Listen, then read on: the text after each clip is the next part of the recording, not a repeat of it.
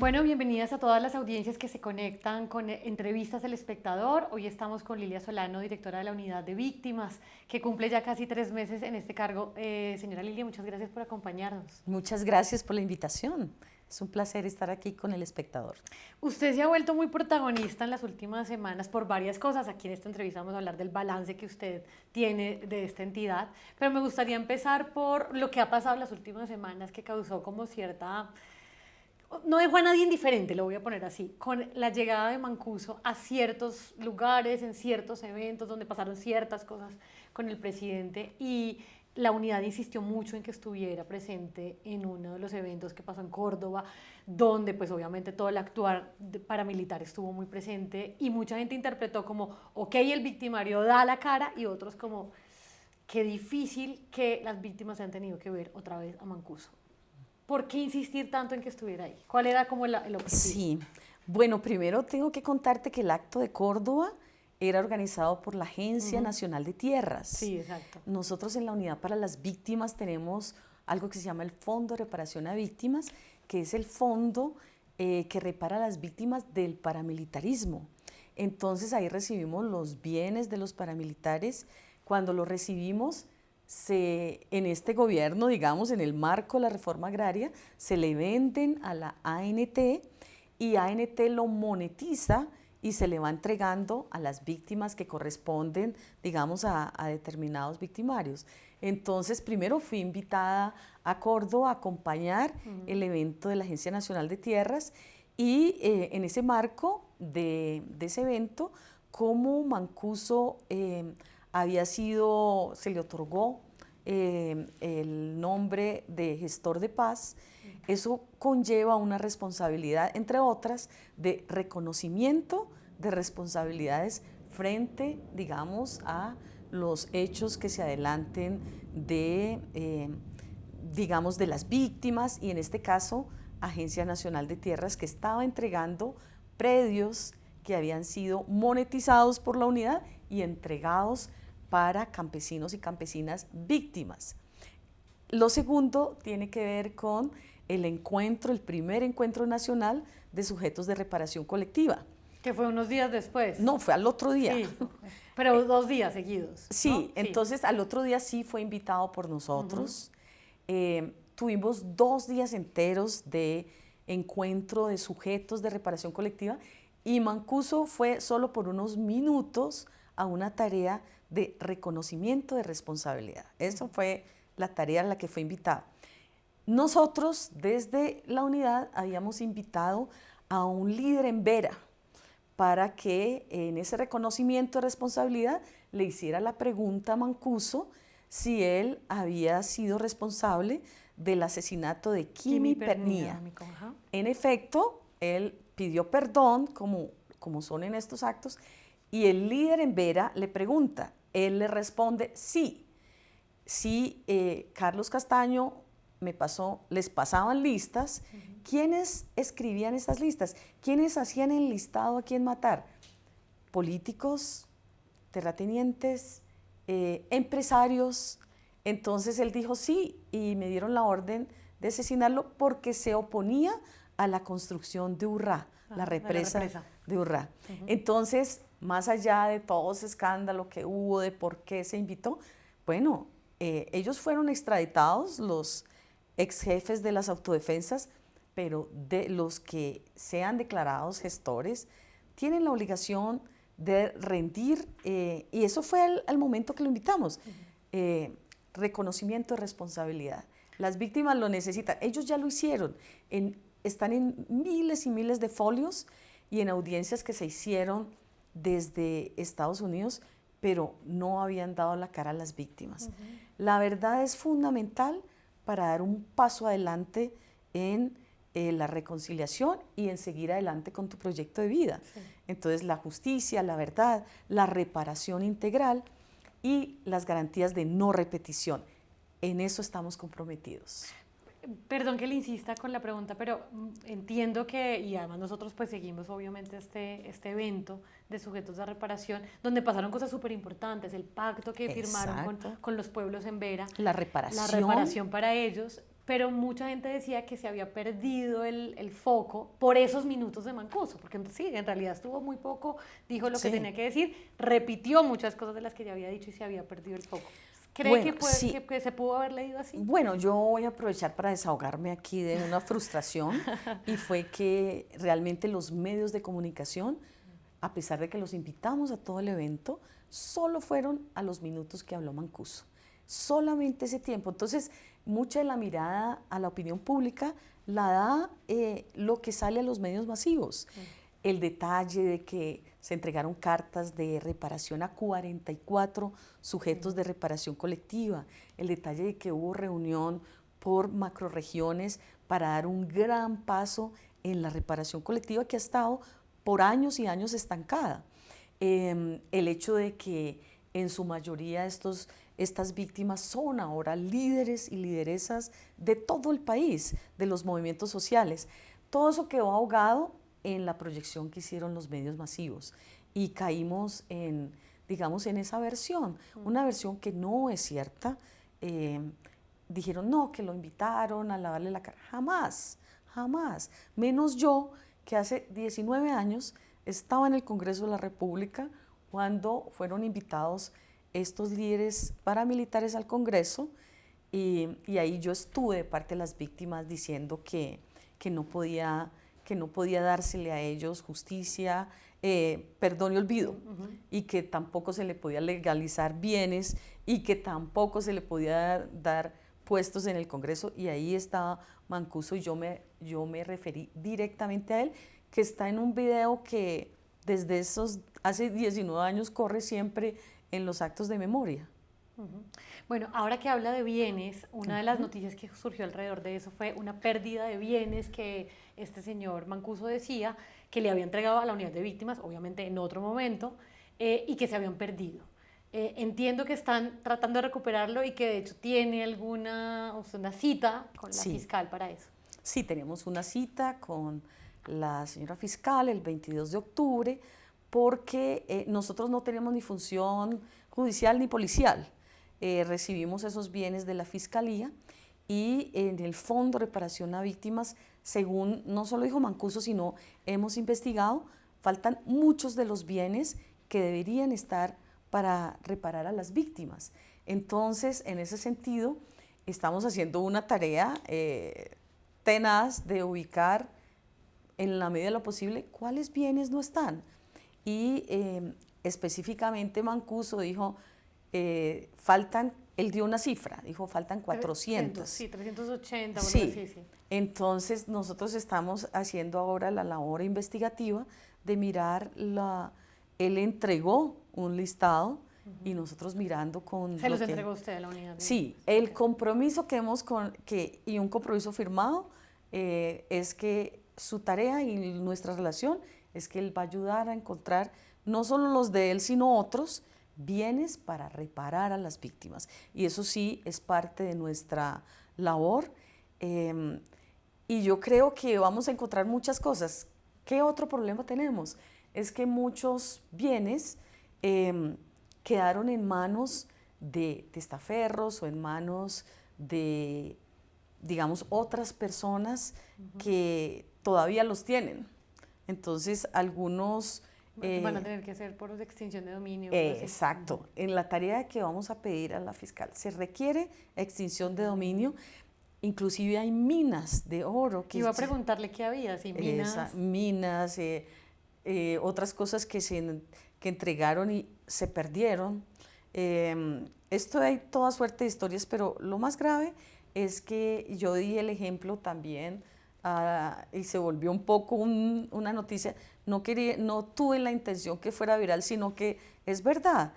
Don Berna entregó unos bienes en el Marco Justicia y Paz y un apartamento que lo compró o por lo menos lo tiene arrendado el ex senador Mario Uribe, condenado por paramilitarismo, apoyo al paramilitarismo, ni siquiera paga el arriendo, que nos lo entregaron ya con él como arrendatario y no lo paga. Y con esos recursos hay que reparar a las víctimas. Entonces, es que nos toca contarlo al país porque todo esto de la reparación es tan difícil. Se requieren más recursos, pero se requiere encontrar dónde están esos bienes, dónde están los que realmente se quedaron con eso y el país tiene que saberlo. Y la reparación a las víctimas no es una obligación solo de la unidad para las víctimas, el país en su conjunto. Si quiere que hayan garantías de no repetición, debe decir, tenemos que dignificar a las víctimas, repararlas y no repetir jamás esta historia. El país no ha llegado a eso y tiene que llegar. Y hay que mostrar que, bueno, los que sigan tienen que seguir. Si hay 10 millones registradas y 1000 sujetos de reparación colectiva, bueno, ¿cuándo se va a poder cerrar esta historia? Y sigue creciendo el registro porque continúa el conflicto. Claro. Vamos a llegar a las cifras en un momento, no quiero como abordar bien el tema de los paramilitares, porque durante Sí. el evento de la ANT en el que estuvo Mancuso, pues Petro puso sobre la mesa algo que ya se había rondado. El presidente dice, quiero que estos ex jefes paramilitares cierren un poco el círculo del conflicto que no se ha podido, Sí. y de la verdad, de la reparación a las víctimas.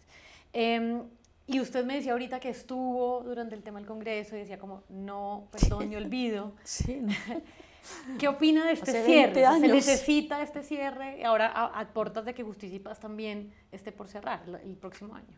Sí, yo creo, mira, si tú ves algunas de las cosas como la desaparición forzada, hay una herida abierta de las familias que necesitan saber qué pasó con su papá, con su mamá, que se desapareció, que nunca se encontró. Es que la verdad en este país, sobre todo esta verdad histórica, no ha tenido la oportunidad de que, como se dio en ese caso, el líder en Vera mira a Mancuso y le dice, si hay verdad, si hay justicia, si hay reparación integral, y si usted garantiza que no va a repetir los crímenes que cometió, yo puedo, a nombre de mi pueblo, perdonarlo. Eso fue una cosa supremamente poderosa, pero se requiere ese cierre y se requiere que esos miles de folios a los que no hemos, digamos, sí hay acceso, pero hay que ponerse a estudiar esos miles de folios donde los jefes paramilitares confesaron, pero toda suerte de cosas de la historia, sus vínculos con los empresarios, sus vínculos con los políticos. Recordemos que en un momento de la historia casi el 40% del Congreso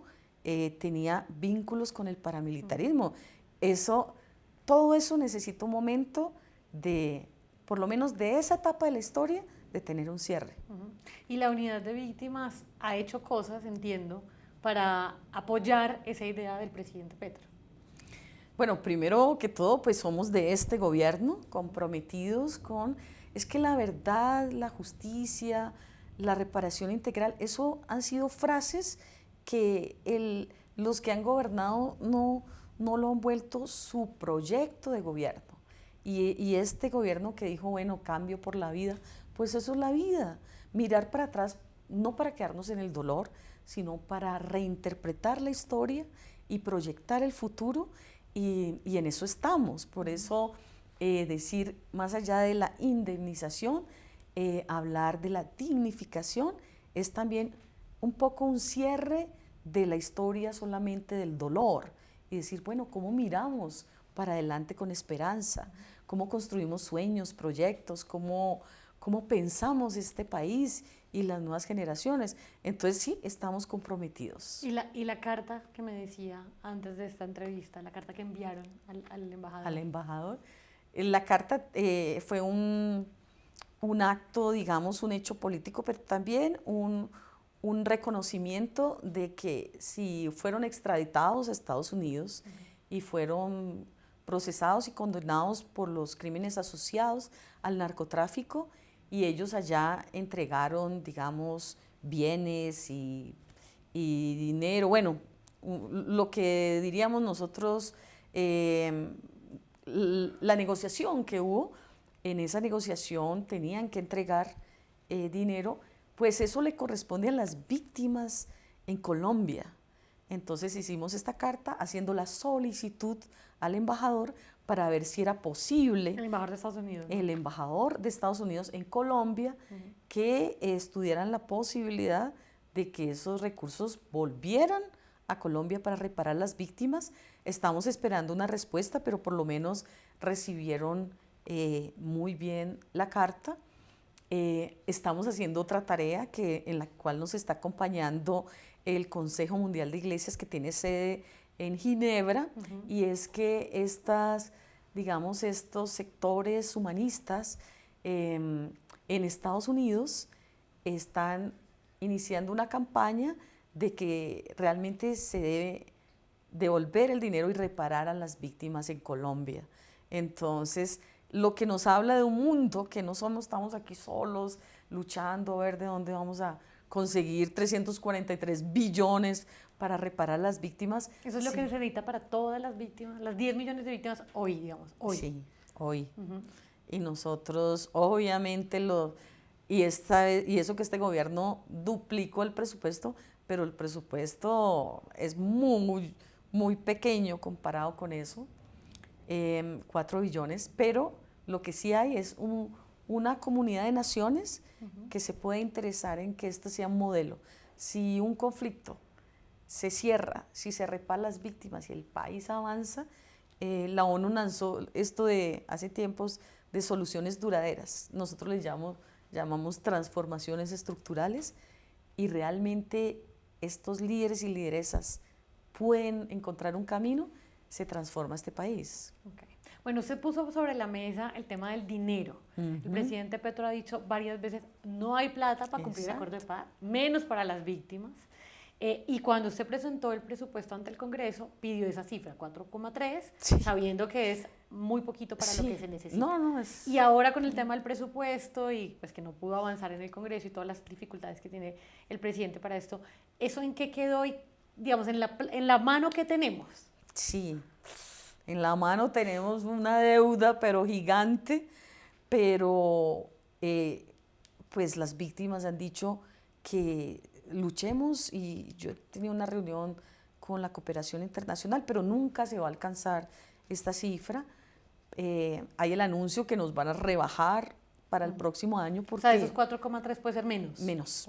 Okay. 4,3 billones, ¿no? Sí, pero es una alerta para todo el país. Es que no podemos estar con un sombrerito, a ver, por favor, porque este es un compromiso también de la paz, que se pueda reparar las víctimas, pero esas cifras obviamente no se cuentan con esos recursos, Hacienda no cuenta con esos recursos, por eso crear la opinión mundial de que nos acompañen en la reparación, pero sobre todo hay que ponerle límite a ese conflicto armado, el conflicto es una máquina que produce y produce víctimas, y luego esas víctimas quedan con proyectos de vida destruidos.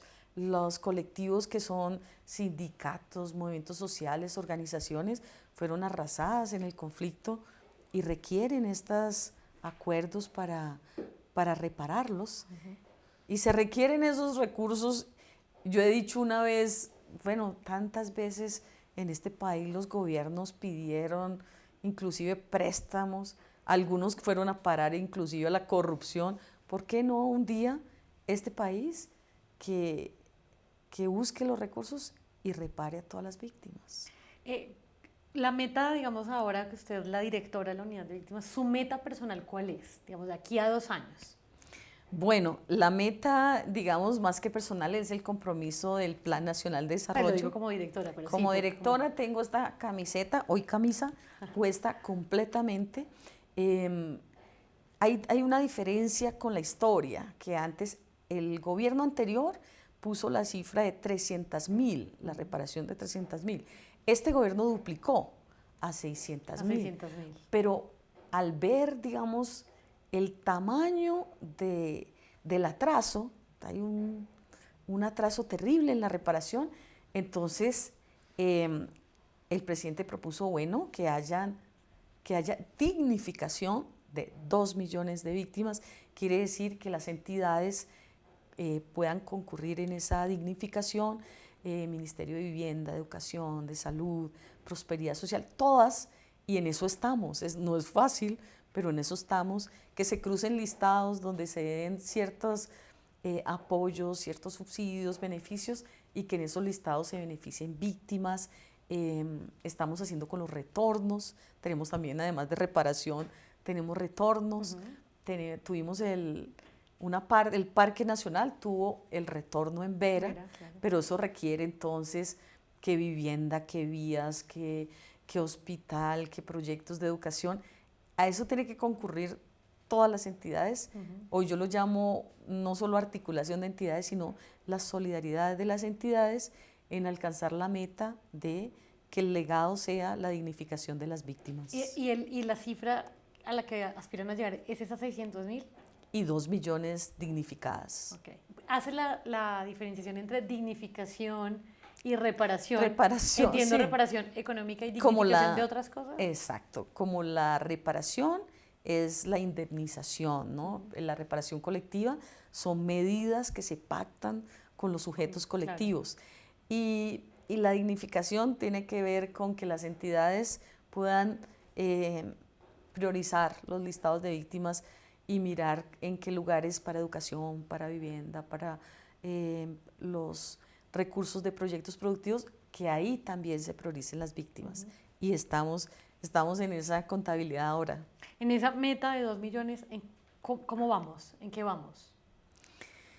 Bueno, digamos que estamos justamente sumando. Digamos que tenemos que alcanzar por lo menos la mitad, alcanzar la suma para este año, porque después nos queda muy poquito para el otro millón. Entonces, 1 millón ahora y en estos 2 años el otro millón. ¿Y esos 2 millones son reparación y dignificación o solo reparación? No, y dignificación.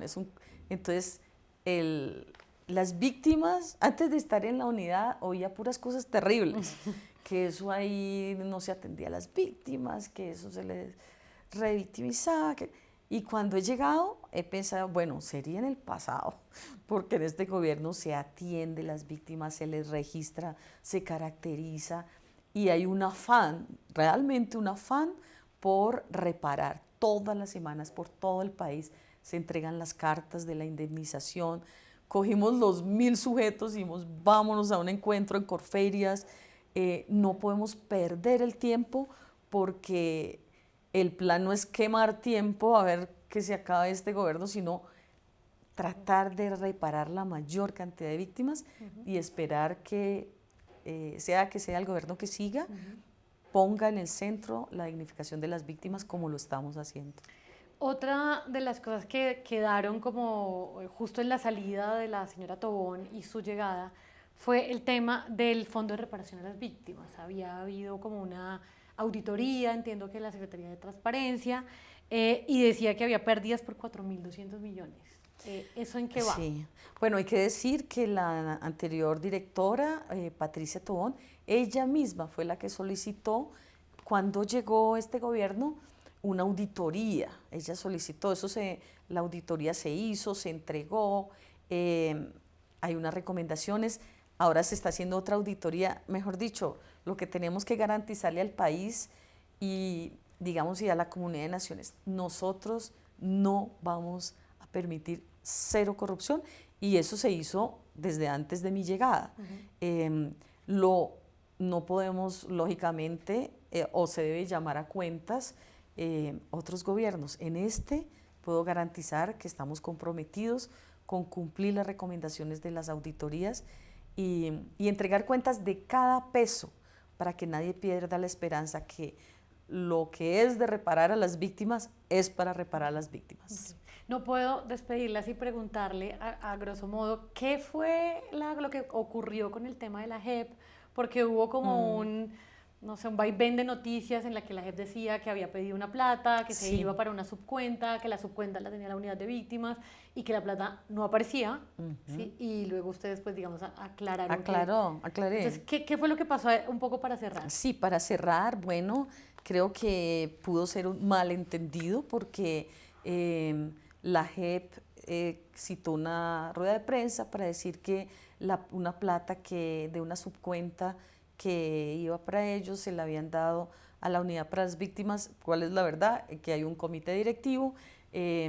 Cuando yo llegué, una de mis primeras tareas fue participar virtualmente de una reunión donde se habló de esa subcuenta y en ese momento la JEP había dicho que no quería esa subcuenta y entonces yo simplemente dije, bueno, la unidad para las víctimas está buscando recursos, seguimos buscando recursos, pero eso no ha avanzado porque no hay, Hacienda ha explicado por qué no hay recursos, eso no ha pasado en el Congreso, esa plata nunca se le da a la unidad para las víctimas, entonces yo salí inmediatamente a corregir porque no queremos, somos organizaciones hermanas, Claro. no queremos que haya malos entendidos, al contrario, tenemos que trabajar armoniosamente para que podamos salir adelante y reparar a todas las víctimas. Pues, doctora Lilia Solano, muchísimas gracias por Gracias a ti. acompañarnos, a las personas que se conectaron a través de Entrevistas El Espectador. Muchas gracias.